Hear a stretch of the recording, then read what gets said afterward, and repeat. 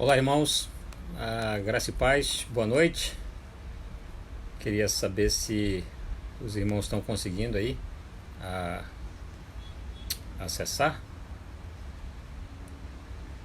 estão conseguindo ver,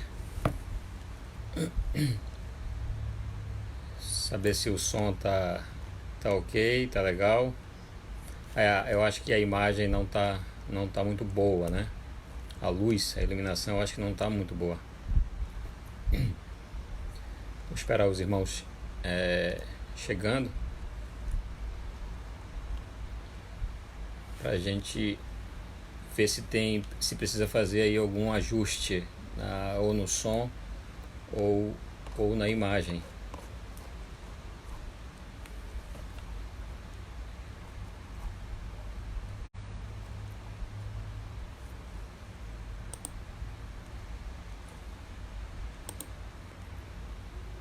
O som tá bom?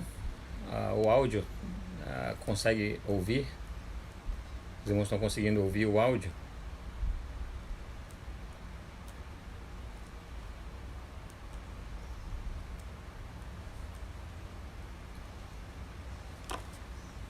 Para mim a impressão que passa é que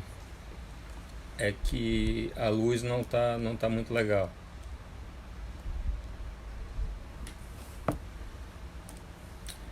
Então tá jóia. Vou esperar um pouquinho enquanto os irmãos chegam para que a gente inicie aí, os irmãos não percam um início. Boa noite, irmã Vione, Pedro, irmã Regina.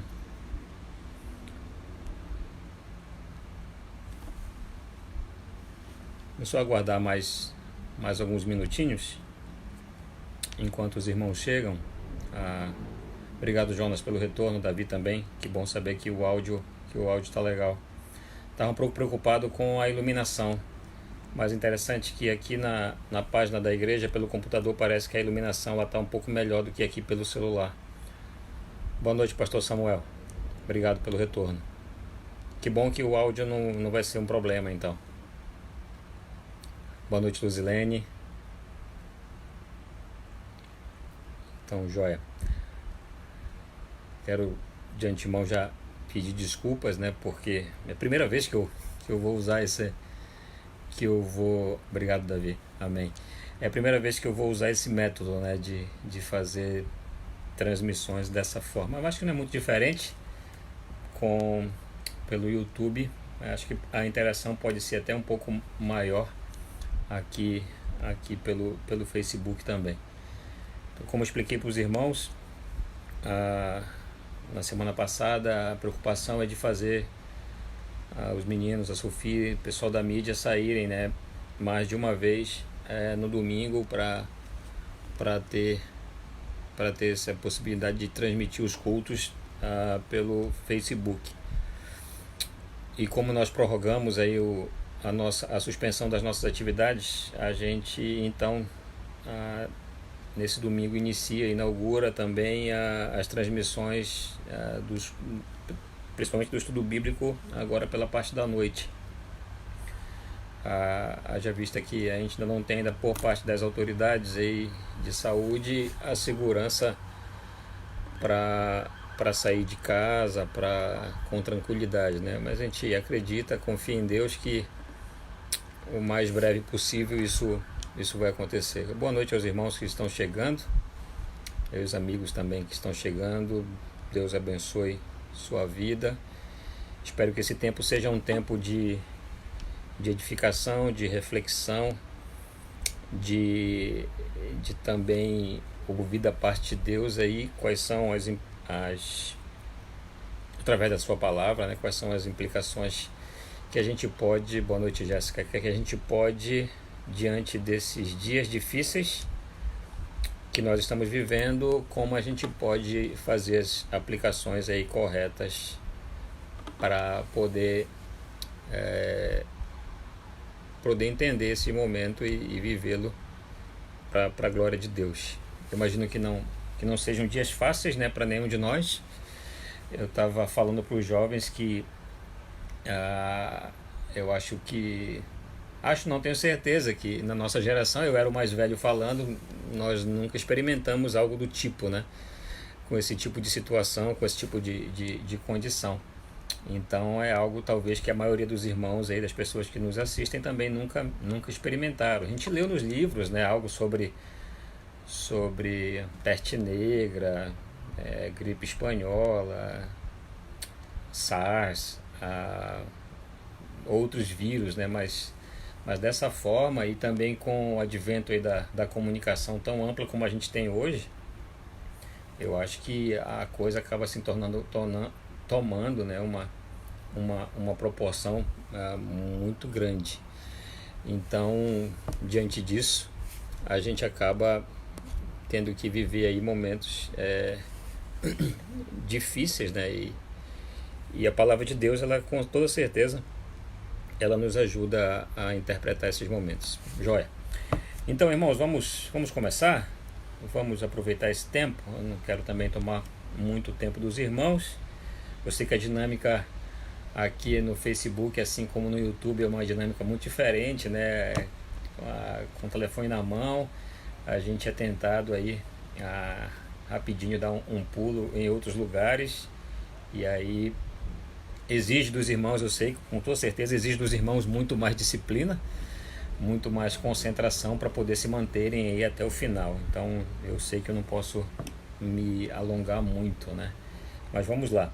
Hoje de manhã, só fazendo aí um breve paralelo, porque o que eu pretendo fazer hoje à noite não é dar sequência, mas de certa forma e até de maneira indireta existe uma relação muito profunda entre aquilo que o Jonas fez e aquilo que eu pretendo fazer hoje à noite, porque hoje à noite a gente vai olhar para a história de um homem que é totalmente o contrário daquilo que o Jonas fez. A gente viu hoje de manhã um homem, né, especificamente o Jonas, recebendo uma ordem explícita de Deus, uma ordem direta de Deus, e ele faz o que faz.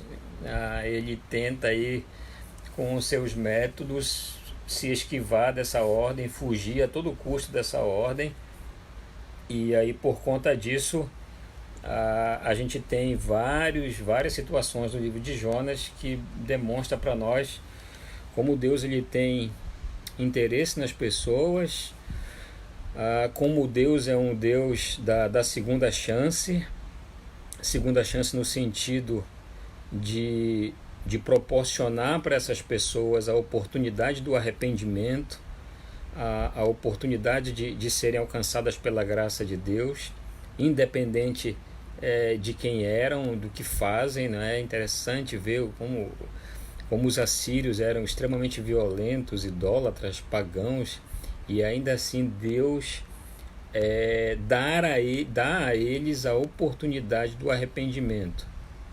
O grande problema era que aquele que iria levar a mensagem não tinha disposição nenhuma em concordar com essa possibilidade de que uma nação tão má, tão incrédula, tão idólatra e imoral tivesse a oportunidade e a possibilidade de se arrepender.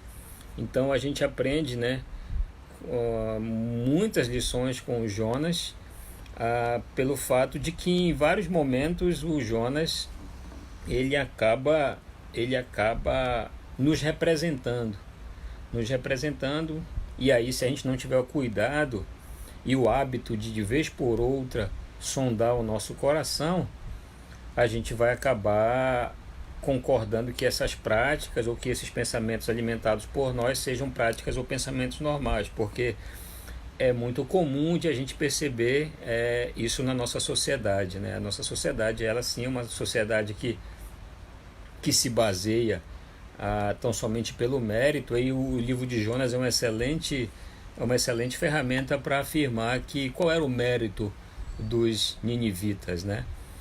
Qual era o mérito dos assírios? Nenhum. O que eles mereciam era o quê? Eles mereciam o juízo de Deus. Eles mereciam de fato que Deus chegasse até eles e os exterminasse por conta de todo aquele comportamento que eles estavam tendo. Por outro lado, a gente vê um Deus que ainda assim, diante de tudo isso, facultou aquelas pessoas a possibilidade do arrependimento. Isso também nos ensina uma lição de que é óbvio que a gente ainda não está naquele estado de perfeição. Enquanto estivermos nesse corpo aqui, lamentavelmente nós vamos ter que travar aí lutas severas, diárias, conosco mesmo, né? E a gente, pela graça de Deus, consegue encontrar nele, ainda assim, apesar de nós, o perdão. Então, a gente serve um Deus que nos trata, que demonstra o seu amor, não por nós, mas apesar de nós. Apesar de nós, ainda assim, ele derrama da sua graça. Então, o texto que a gente vai, só o aspecto introdutório, e o texto que a gente vai refletir nessa noite, é nada mais, nada menos do que um grande contraponto, né, daquilo que o Jonas foi para aquilo que a gente vai refletir nessa noite. A gente vai observar aí o comportamento do apóstolo Paulo diante dos pagãos, né, diante dos gentios, diante dos incrédulos. Para isso você vai ter que abrir sim a sua Bíblia na Epístola de Paulo aos Romanos. É um texto que eu já preguei aos irmãos algum tempo atrás, acho que já faz aí um pouco mais de um ano, e eu acho extremamente propício nesse momento a gente fazer algumas aplicações nesse texto aqui, dado os dias que nós vivemos, e principalmente para fechar a nossa reflexão aí de hoje com aquilo que nós começamos pela manhã, e agora encerrar a noite tendo uma visão um pouco ampla, mais ampla na verdade, do propósito de Deus no mundo, né? Olhando para um texto no Antigo Testamento e agora tendo a oportunidade de refletir num texto no Novo Testamento. E é muito interessante a gente perceber como Deus, ele sempre deixou claro que o seu interesse era assim todos os povos e não uma nação em particular. Então a gente pode concluir de maneira muito simples e fácil, até rápida, de que Deus de fato ele é um Deus missionário, é um Deus que sempre se importou com todos os povos, né? Missões não é coisa da igreja, o evangelismo, o discipulado, o relacionamento intencional para a pregação do evangelho não surge com a igreja, com o surgimento da igreja, pelo contrário, não. Isso surge no próprio Deus. Deus não se torna missionário por causa da queda, por causa da desobediência do homem. Não, ele sempre foi missionário. Então, o texto de hoje de manhã, de Jonas, demonstra com muita clareza, né, para nós como Deus sempre teve no início de tudo a salvação de todos os povos, né? O interesse de resgatar um povo para que esse povo fosse bênção para outras nações. O grande problema é que esse povo, a quem Deus chamou, depois de um tempo começou a entender e a pensar e a viver como se aquela mensagem que haviam recebido, os profetas, o sinal da aliança, a circuncisão, a lei, tudo aquilo era estritamente exclusiva, e começou a viver como se fosse que Deus tivesse realmente algo exclusivo para Israel, que toda aquela mensagem, todo o conteúdo, tudo aquilo que foi dado para eles era exclusivo para o povo de Israel. Na verdade nunca foi. A intenção de Deus sempre foi que tudo aquilo que eles estavam recebendo era com o propósito também de servir de bênção para as outras nações. Nínive é uma visão clara disso, né? E ainda hoje sim, as nossas atividades como igreja, as bênçãos que nós temos como igreja, devem sim ser repartidas para todas as nações. Isso é impressionante perceber nas Escrituras, como o nosso Deus de fato é um Deus missionário e que se importa com todos os povos. Pois bem, vamos lá. Romanos, o capítulo 1, alguns versículos apenas, versículo 14 até o versículo 17, a gente consegue aqui extrair lições muito importantes desses textos, e aí eu gostaria de fazer aplicações particulares, né? Dado os dias que nós estamos vivendo hoje, e aí faz com que a gente consiga fazer algumas aplicações aí bem pontuais dada a oportunidade que, no meu entendimento, a igreja brasileira, não somente brasileira, mas a igreja mundial tem hoje diante de toda essa situação que a gente vive. Ok? Romanos, capítulo 1, dos versículos 14 ao versículo 17, diz assim: Pois eu sou devedor tanto a gregos como a bárbaros, tanto a sábios como a ignorantes. Por isso, quanto está em mim, estou pronto a anunciar o Evangelho também a vós outros em Roma. Pois não me envergonho do Evangelho, porque é o poder de Deus para a salvação de todo aquele que crê, primeiro do judeu e também do grego, visto que a justiça de Deus se revela no Evangelho. De fé em fé, como está escrito, o justo viverá por fé. Bom, só por aqui nós conseguimos perceber aí bastante diferença com aquilo que a gente viu hoje pela manhã no livro de Jonas, né? A gente sabe aí que o Paulo é o autor da carta aos Romanos, apesar de alguns críticos dizerem que isso não seria muito provável, porque quando chega no capítulo 16, o capítulo 16 é um grande problema para alguns afirmar a autoria de Paulo. Alguns vão dizer até que o Paulo não é o autor do capítulo 16, porque no capítulo 16 ele faz 26 saudações. E dessas 26 saudações, 24 ele cita as pessoas pelo nome. E aí você vai no capítulo 1 do versículo 10, por exemplo, como é que ele pode citar essas pessoas pelo nome se ele nunca tinha ido a Roma? Olha o versículo 10, por exemplo, do capítulo 1. Em todas as minhas orações, suplicando que em algum tempo, pela vontade de Deus, se me ofereça boa ocasião de visitar-vos, porque muito desejo ver-vos, a fim de repartir convosco algum dom espiritual, para que sejais confirmados. E aí ele vai dizer que ele foi impedido de ir, tinha desejo de ir, mas nunca foi. Então Paulo nunca nem tinha ido a Roma quando escreve. Provavelmente quando escreve, está no finalzinho da terceira viagem missionária, está se preparando para ir a Jerusalém, entregar uma oferta que ele havia recebido das igrejas gentílicas. E aí como é que ele cita essas pessoas pelo nome, se ele nunca tinha ido a Roma? Como ele podia conhecê-las, né? E aí alguns vão dizer, não, capítulo 16... não foi Paulo que escreveu, e outros até vão dizer que na verdade esse capítulo 16 é endereçado a Éfeso e não a Roma. Bom, essa é uma discussão que existe entre alguns estudiosos, mas não é tão difícil de explicar. O John Stott vai dizer no seu comentário sobre Romanos que o motivo de o Paulo citar essas pessoas pelo nome é exatamente o fato de que essas pessoas se converteram em algum momento no ministério do apóstolo Paulo. Alguns vão dizer no Pentecostes. E aí Roma, uma cidade cosmopolita, uma cidade enorme, gigante, daqui a pouco a gente vai falar um pouco sobre ela, uma cidade extremamente importante, ali muita gente ia para aquela cidade. Algumas pessoas se converteram no ministério de Paulo, se mudaram para Roma, e aí lá começaram a igreja, e é por isso que Paulo as conhece, as cita pelo nome, né? Muito interessante perceber o apóstolo Paulo fazendo menção desses nomes. Isso você vai encontrar lá no capítulo 16. Paulo é o autor da carta aos Romanos.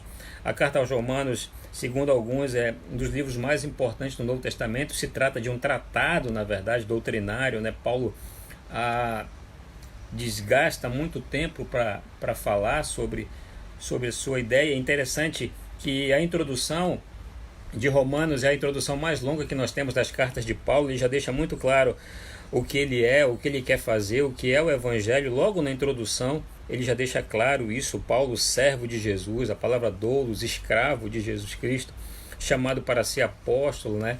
A palavra fazer um contraponto entre a palavra escravo, entre a palavra servo com a palavra apóstolo, né? Uma falando do serviço e a outra falando da autoridade do apóstolo Paulo como apóstolo, separado para o Evangelho de Deus. Muito interessante isso, né? Como Paulo ele se coloca nessa condição de que foi separado para o Evangelho. Ele fala isso em alguns lugares, em Atos, né? Ai de mim se não pregar o Evangelho. Ele vai falar em outros textos, em Coríntios, de que o seu trabalho é exatamente isso, tudo faço por causa do Evangelho. Diferente do Jonas, né? Lembra do Jonas?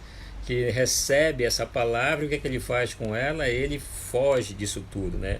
Aí o versículo 2, o qual foi por Deus outrora prometido por intermédio dos profetas. Veja só, é uma referência ao Evangelho, que não é um plano B. O Evangelho não é um plano B.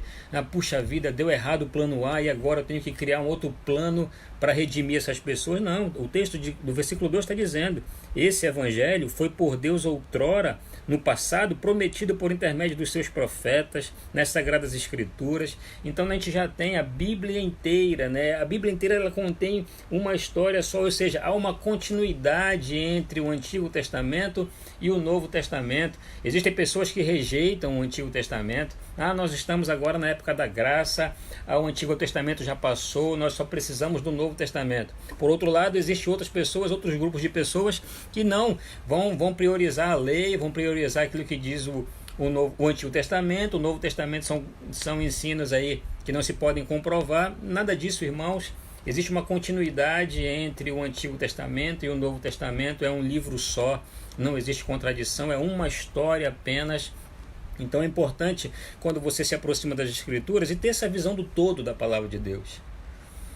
E não uma visão particionada, como se fosse retalhos, pontos daqui, pontos dali. Não, é importante que você olhe para as Escrituras e consiga perceber o movimento linear que Deus faz ao longo da história para contar uma história apenas, e finalmente chega em Gálatas capítulo 4, versículo 4, a plenitude dos tempos, quando Deus encarnado vem entre nós.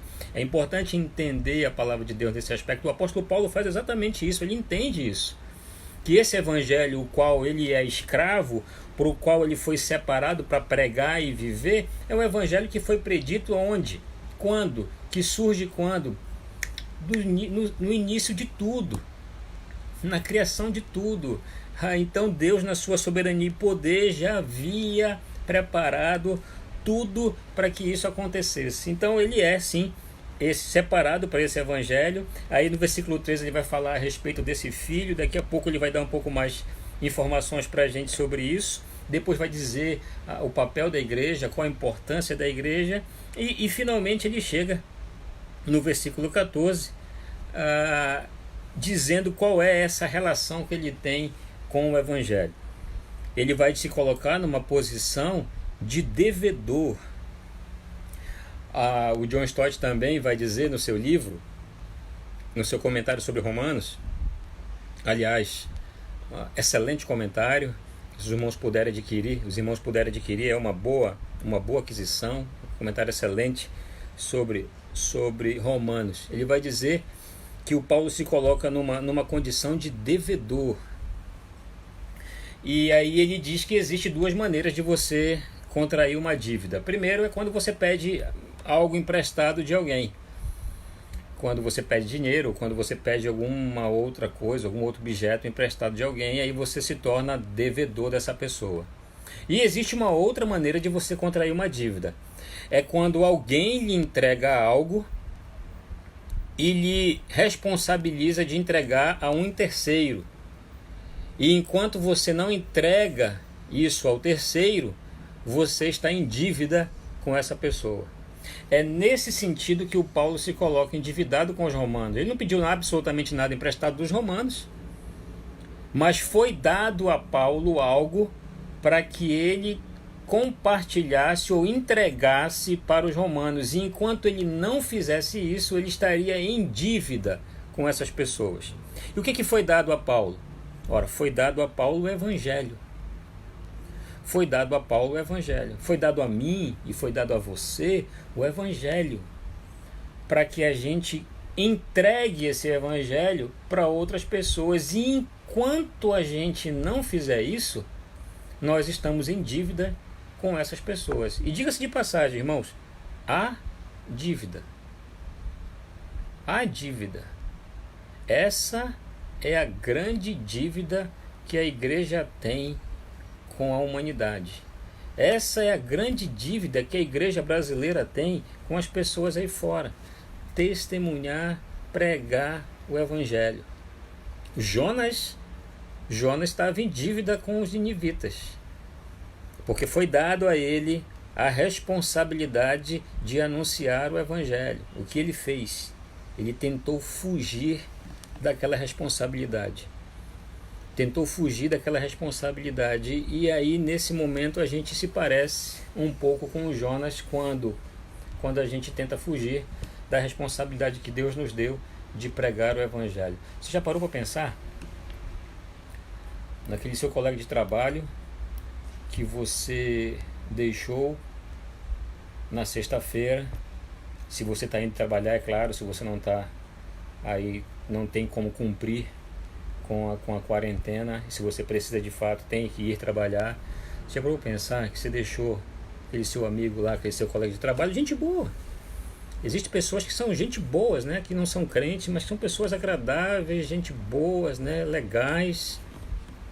Já parou para pensar na possibilidade de você retornar amanhã para o seu trabalho e não tá mais lá? Aquele seu vizinho que você cumprimentou hoje cedo, e quando você for buscá-lo amanhã, já parou para pensar na possibilidade de ele não estar mais? Me permita contar uma experiência que eu tive alguns anos atrás, e conto isso com muita tristeza toda vez que me lembro dela. Como alguns dos irmãos sabem, a minha adolescência não foi uma adolescência muito tranquila. E eu tive alguns problemas por conta disso. Me converti, a graça de Deus me alcançou no dia 22 de maio de 1994. E eu tinha um colega que nós estudávamos juntos, nós aprontávamos juntos. Ele riscava no muro dos outros, pinchava pel. E nós tínhamos aí uma amizade já de alguns anos, e a escola que nós estudávamos cometia aí um erro interessante. Nós ficávamos reprovados, é óbvio, por causa das coisas que nós aprontávamos na sala de aula, e a escola no ano seguinte nos colocava na mesma turma, na mesma sala, e aí aquele comportamento errado se repetia. E aí, nesse intervalo, nesse momento, eu me converto. Havia entendido já que aquele comportamento que eu estava tendo não poderia ser continuado, eu tinha que parar com aquilo, sabia isso com muita clareza, que eu tinha que parar com aquele comportamento na sala de aula. Mas só que eu não tinha coragem de pregar o Evangelho para o Pel, para o Marcos Tenório, era o seu nome. E era impressionante isso. Eu evangelizava todo mundo, eu tinha vontade de falar de Cristo para todo mundo, mas era interessante como eu não conseguia, como eu mesmo me encarregava de colocar os obstáculos para não evangelizá-lo. Eu lembro que alguns dos obstáculos eram assim: não, ele não vai te ouvir, ele te conhece, até pouco tempo atrás vocês estavam aprontando na sala de aula, como ele vai agora ouvir isso que você tem para falar? E sempre o Espírito Santo me incomodava: fala do que aconteceu com você, prega o Evangelho, fala para ele. E eu sempre colocava uma desculpa. E aí um dia, voltando do trabalho, alguém chegou para mim e disse assim: rapaz, você nem sabe o que aconteceu. Descendo do ônibus, eu encontrei um outro colega, e o colega falou assim: cara, tu nem sabe o que aconteceu. Na maioria das vezes, quando alguém diz isso para você, é porque alguma tragédia aconteceu, né? Geralmente é isso assim. Eu disse: não, o que foi que aconteceu? Aí ele disse assim: mataram o Pel, cara. Eu disse: mentira, cara. Mataram o Pel por causa de R$5. E aí eu fui na casa dele, fui lá. Quando eu cheguei lá, irmãos, tenta imaginar. Eu vi o velório, vi lá o corpo dele. Tenta imaginar a primeira coisa que passou na minha cabeça. Puxa, tantas oportunidades que eu tive de pregar o Evangelho para o Pel e nunca fiz. Não que ele tenha morrido sem oportunidade, mas eu perdi. Com toda certeza ele teve várias oportunidades de crer, mas eu perdi a oportunidade de falar do Evangelho para ele. Puxa, irmãos, quantas oportunidades nós não temos perdido todos os dias de deixar porção do Evangelho com algumas pessoas.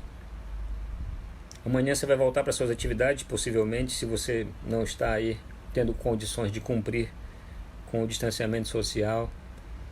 Como é que está o seu senso de dívida? Como é que está o seu senso de dívida para com as pessoas que Deus tem posto ao seu redor?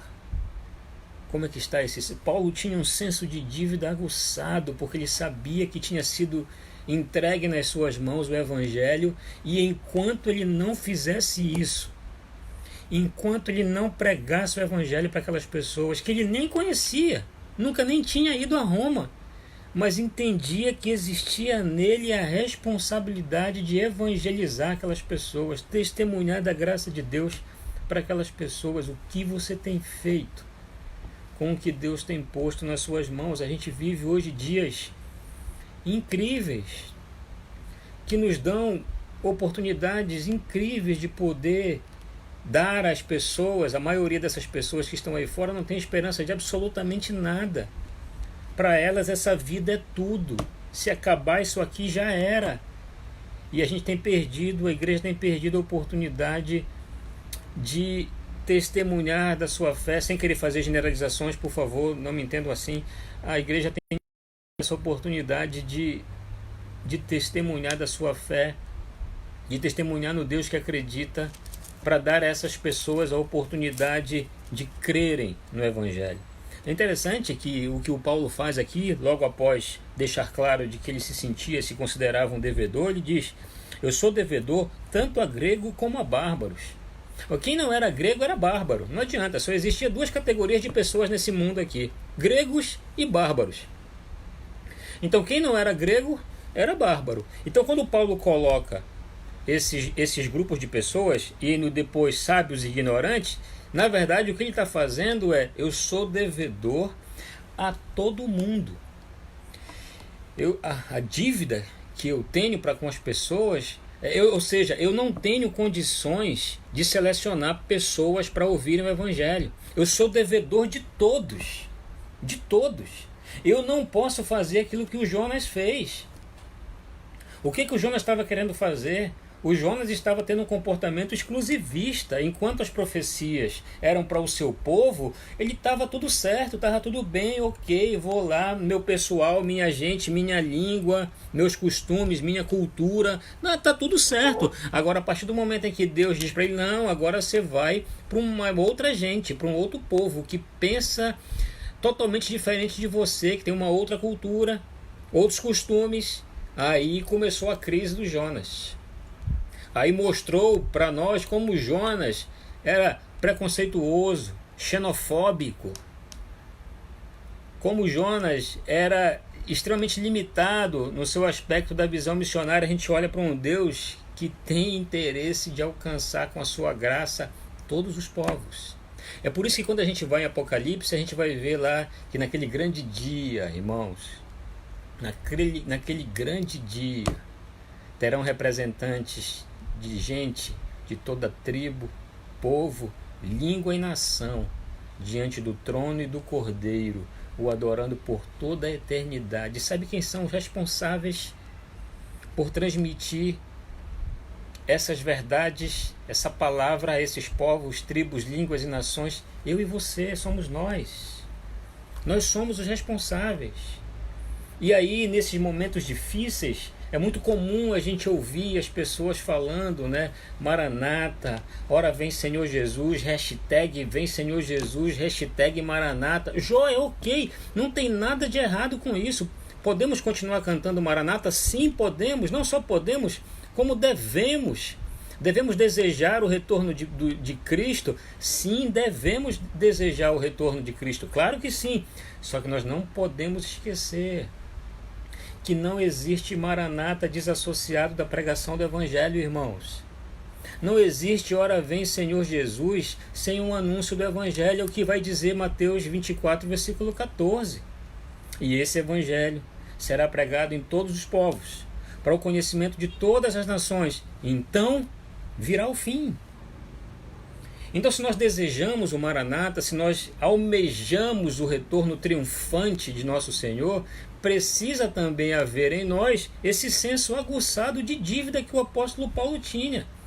Esse senso de dívida que o Paulo tinha para com as pessoas deve ser o mesmo senso de dívida que eu e você devemos ter para aquele que Deus coloca ao meu e ao seu redor.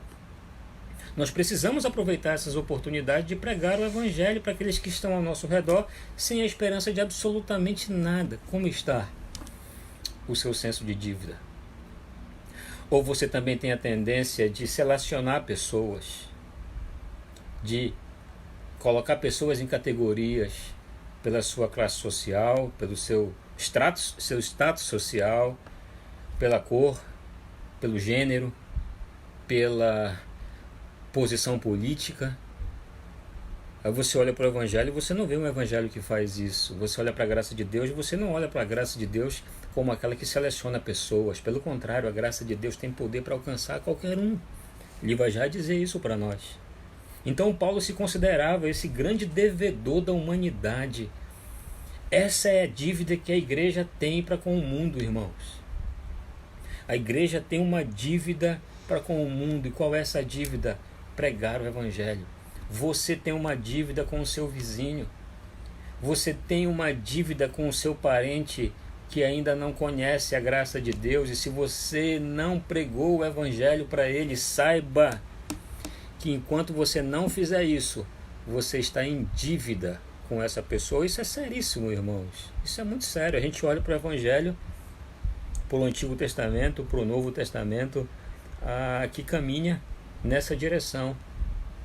Caminha nessa direção. E assim como o povo de Israel, nós temos a tendência de fazer o quê? De nos cercar de nós mesmos. Basta pensar como são as nossas atividades. A maioria das nossas atividades giram tão somente em torno de nós mesmos. Já disse isso para os irmãos algumas vezes, inclusive. A maioria das nossas atividades, elas acontecem tão somente para manter aquilo que nós já estamos acostumados a fazer como igreja, como instituição. O povo de Israel também fazia isso. Isso a gente chama de missão centrípeta, quando as coisas acontecem tão somente com um propósito de dentro, para dentro. E o propósito de Deus nas Escrituras, a gente vai ver que não é esse tipo de missão, é a missão centrífuga que sai, que acontece sim algo dentro. Não estou anulando absolutamente nada as nossas atividades, não estou querendo dizer que elas não são importantes, é claro que elas são, nós precisamos delas, só que eu não estou dizendo, o que eu estou dizendo é que elas não podem girar em torno de si mesma, ou seja, as nossas atividades não giram em torno de si mesmas, elas têm um propósito. Qual é o propósito? De alcançar outras pessoas.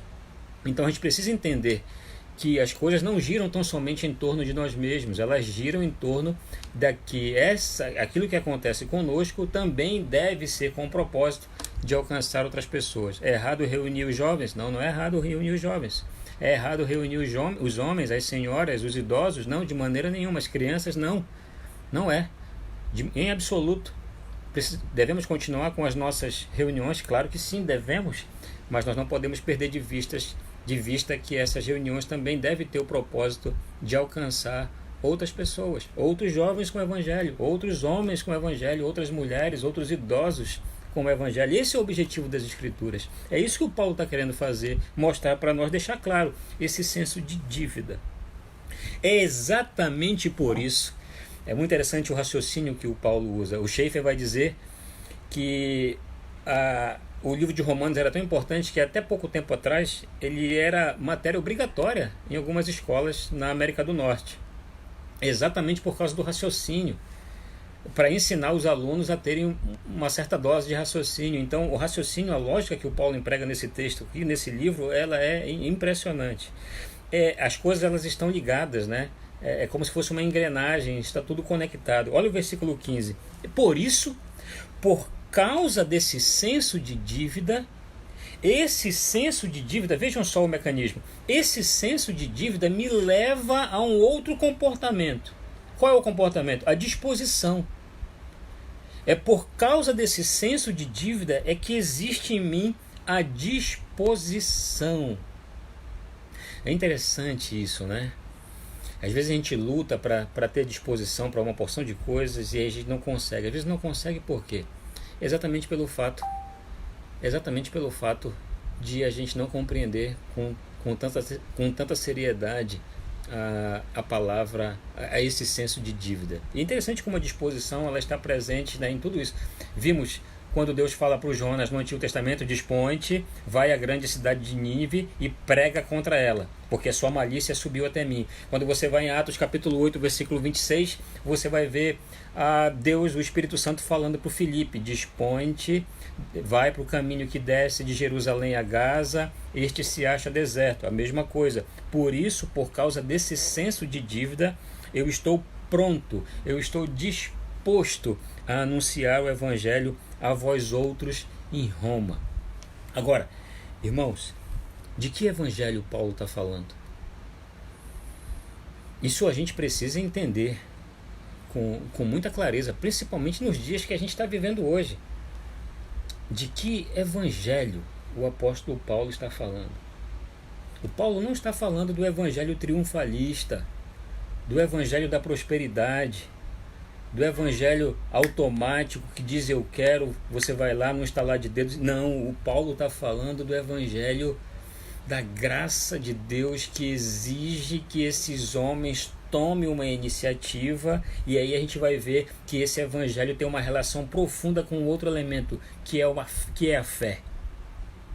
Que é uma fé não somente salvadora, mas é uma fé santificadora. Esse é o Evangelho que o Paulo está disposto a pregar, e por esse Evangelho que o Paulo está disposto a viver e a morrer.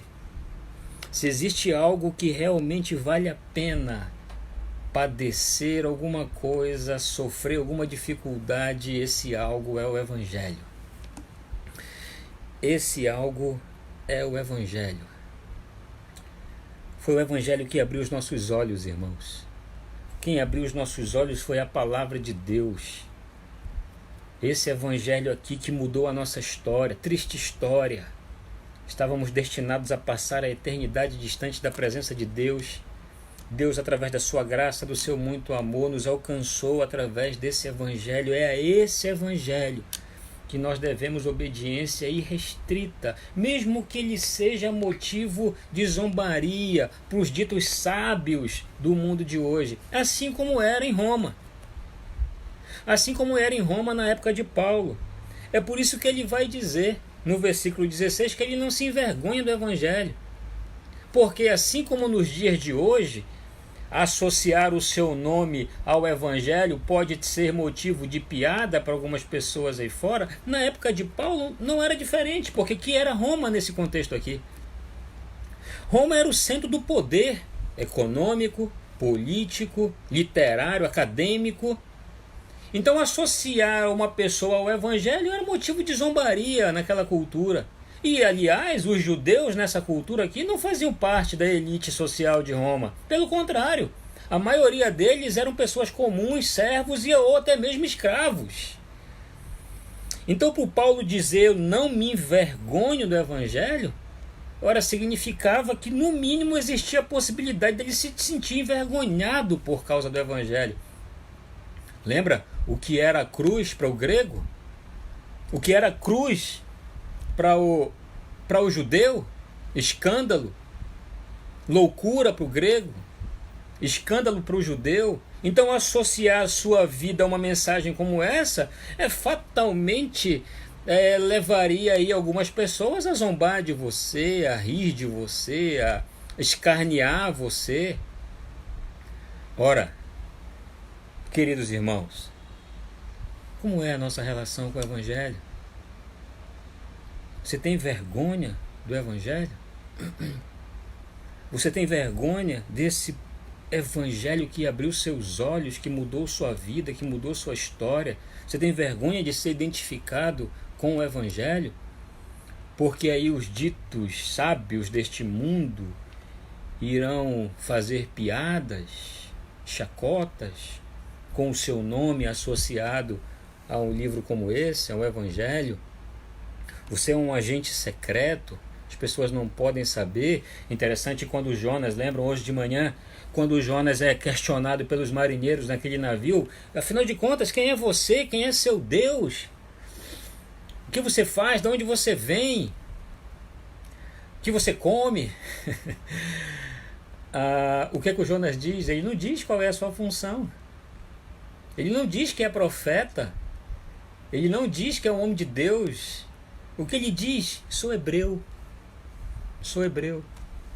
Temo ao Deus que criou os céus e a terra. É isso que ele diz.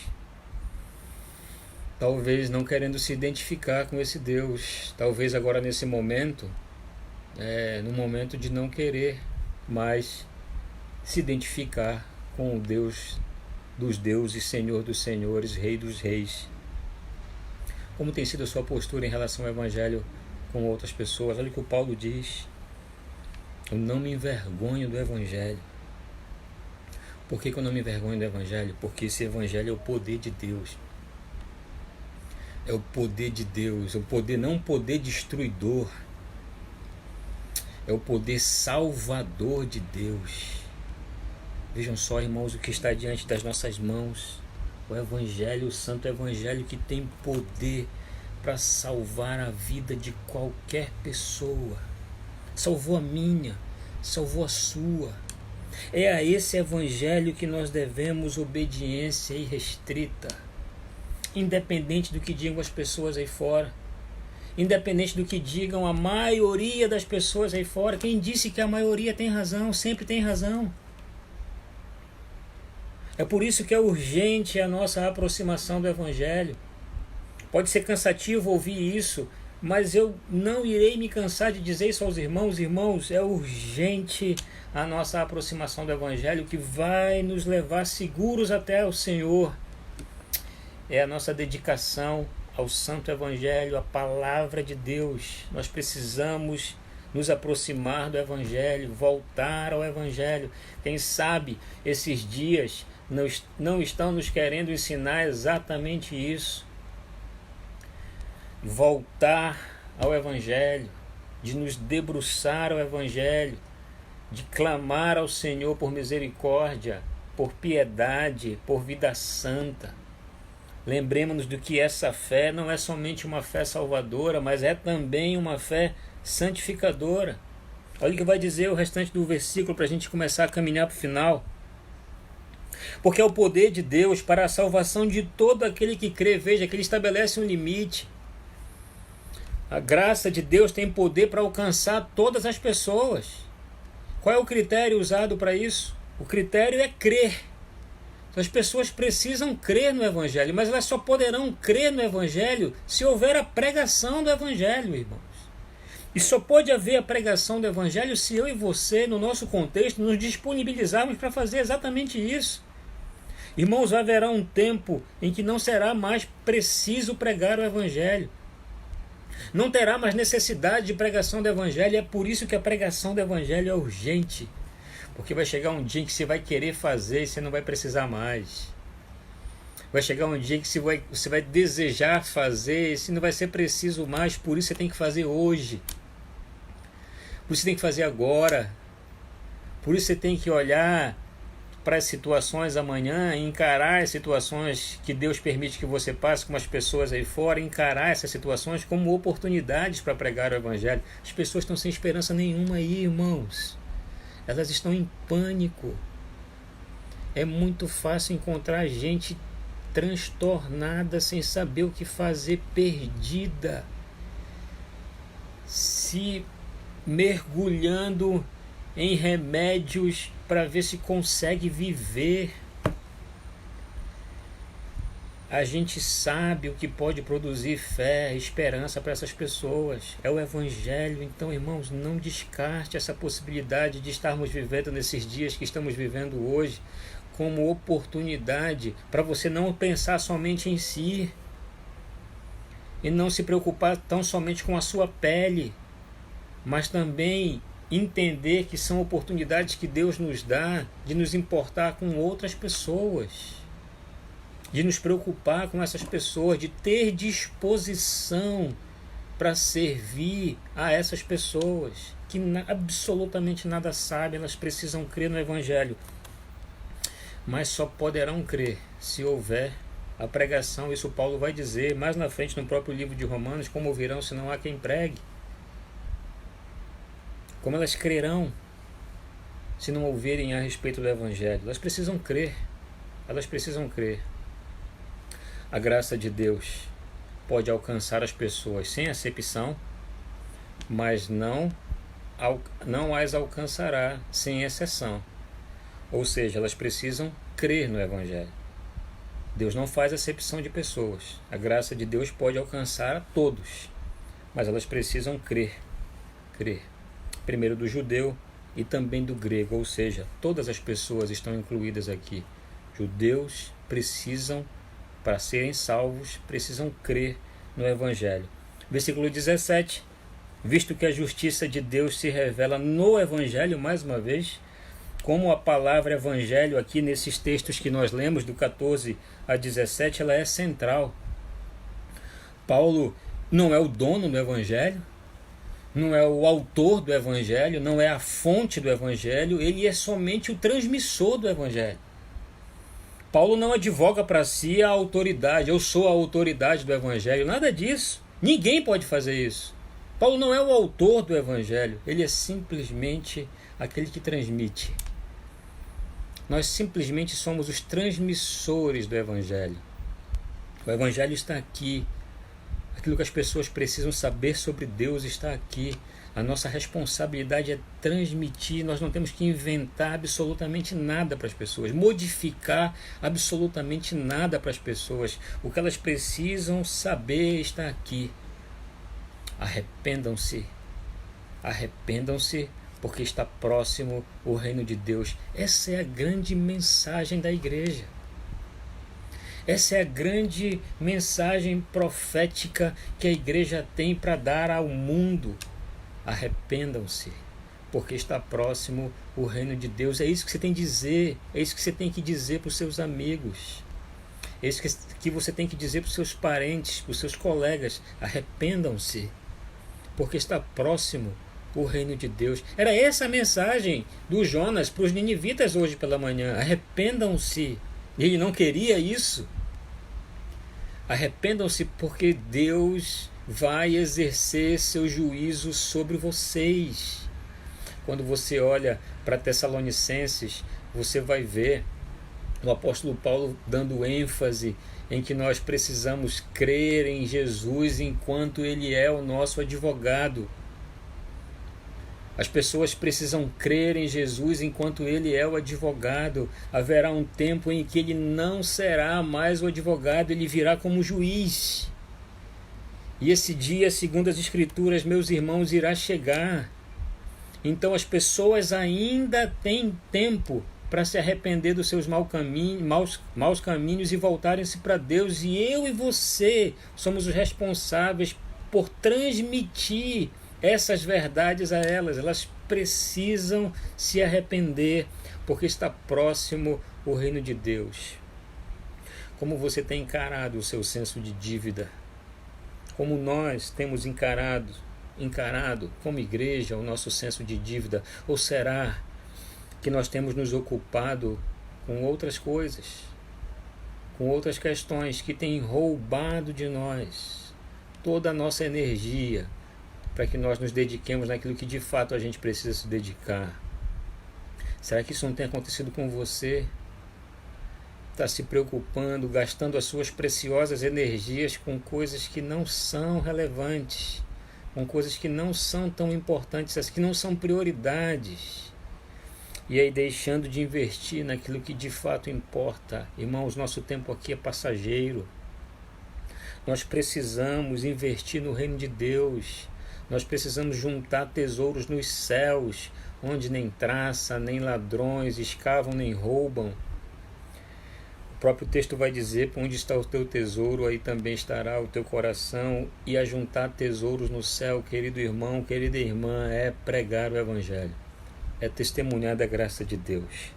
E aí ele conclui o versículo 17 dizendo uma das frases mais importantes que nós temos no Novo Testamento: o justo, ele viverá por fé.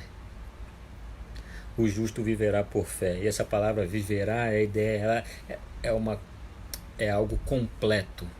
Não é um aspecto da vida, ou seja, não é o aspecto religioso da sua vida, o aspecto cerimonial da sua vida que vai viver por fé. Não, é a sua vida inteira deve ser vivida por fé. É por isso que a gente pode afirmar que essa fé, ela não é somente uma fé salvadora, mas ela é também uma fé santificadora, que transforma o nosso caráter, que muda a nossa vida, que muda o nosso pensamento, que muda nossas ações. É por isso que o Jonas vivia um grande paradoxo entre aquilo que ele cria e aquilo que ele fazia. Tinha uma teologia correta, mas tinha uma prática totalmente defeituosa. Isso é o que não pode acontecer conosco. Essa não é a fé das Escrituras. Uma fé que faz separações, uma fé que separa áreas da sua vida, uma fé que faz essa dicotomia. Nada disso, irmãos. A fé salvadora é a fé que nos transforma de uma vez por todas. Não estou querendo dizer com isso que não existam lutas, que as nossas lutas elas são aniquiladas, que nós deixamos aí de lutar contra nós mesmos, por buscar a Deus, por viver uma vida de santidade. É claro que essas lutas existem, e enquanto nós estivermos nesse corpo, nós iremos passar por elas, porque nós somos pecadores. Deus não exige de nós perfeição. Ele sabe que nós ainda não estamos nesse estágio de perfeição. Mas Ele disponibiliza a mim e a você todos os mecanismos para que a gente consiga viver essa fé santificadora. Primeiro, Ele nos liberta do pecado. Nós não somos mais escravos do pecado a ponto de obedecer aos caprichos do pecado. Nós não somos mais. O próprio livro de Romanos, o capítulo 6, vai deixar claro isso para nós. E Ele coloca à nossa disposição o perdão. Se nós confessarmos os nossos pecados, Ele é fiel e justo para nos perdoar os pecados e nos purificar de toda injustiça. Então vejam só, essa fé a que o apóstolo Paulo está se referindo, no final do versículo 17, não é uma fé tão somente salvadora. Uma fé que muda a nossa história, muda o nosso destino, transforma o nosso presente, nos dá esperança para o futuro, nos liberta do passado. É uma fé também santificadora, uma fé que transforma o nosso comportamento, transforma a nossa mente, muda os nossos valores e nos ajuda a viver de acordo com isso. Essa é a palavra que nós precisamos dar às pessoas aí fora. Eu entendo que essa é a grande responsabilidade que eu e você temos como igreja, principalmente nesses dias hoje, nesses dias de desesperança, nesses dias de falta de estrutura, falta de chão. E a igreja acaba se constituindo como aquela em que tem a possibilidade de oferecer a essas pessoas uma palavra de esperança, uma palavra de conforto, uma palavra de paz. O grande problema que eu consigo ver, a leitura que eu faço, é que, lamentavelmente, em alguns aspectos, em alguns casos, não estou querendo dizer com isso que, mais uma vez, as oportunidades por nos preocupar com coisas que são periféricas, que não são tão relevantes assim, e aquilo que é mais importante a gente acaba deixando de lado. O que é importante para nós hoje, irmãos? E que aí eu gostaria de enfatizar agora para a gente de fato encerrar. É que esse senso de dívida para mim e para você em relação às pessoas aí fora que não conhecem o Evangelho deve estar aguçado. Como é que está esse senso de dívida para você? Você se relaciona com as pessoas tendo a consciência de que está em dívida com elas enquanto não prega o Evangelho para elas?